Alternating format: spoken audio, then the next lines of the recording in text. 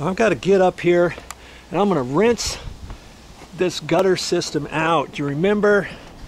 It's kind of thin. And see, it's right down in there. And I cleaned out most of that as best as I could the other day.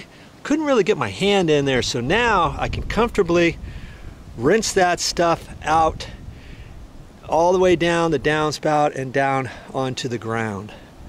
Okay, I want to do that because I don't want this to back up later. Don't do a job 100% if you're not gonna do it right. Okay. Now this particular downspout was attached to this column here,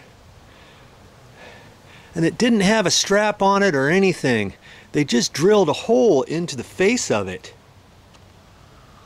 right there, and there's a long screw in there, and I'm just going to tighten it back up. I've never seen a downspout attached this way, but that's how they did this one, like that. Then there's a little plastic cap here that pops in there. That's all they did.